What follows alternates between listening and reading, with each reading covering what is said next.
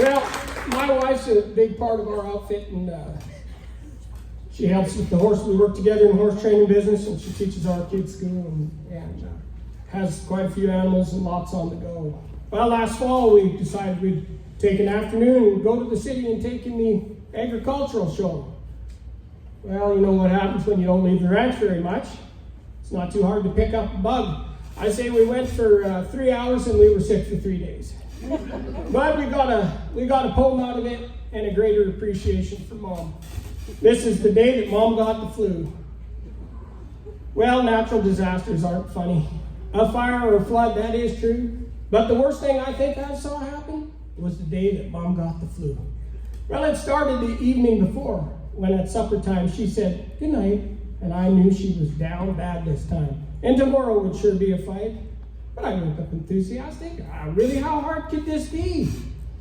Well, I come to find out that this woman each day does enough work for 3. But the kids were sure awful helpful. They got all of their own chores done. But how did Mom's day ever get started when these kids were still awfully young?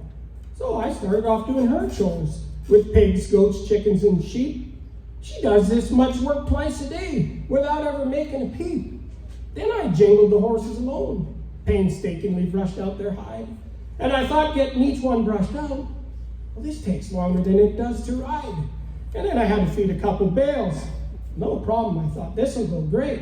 Well, the first snag I encountered was, who's going to open the gate? Then I bowed out at teaching the school. Well, that's something I just wouldn't try. Just ask me some simple math questions and you'll know exactly why. Well, it's only 11:30, and there's chores piling up at my feet. The last thing I wanted to hear was, "Hey, Dad, what are we going to eat?"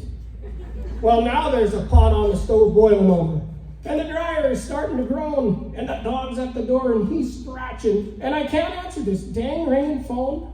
Barn boss, teacher, counselor, and also the head cook too. How does she not end up crazy with all of this work to do? Well, I finally hit the recliner. I was thankful that this day was through. And I thought, tomorrow I'll take a vacation if Mama Bear still has the flu. Thank you, guys.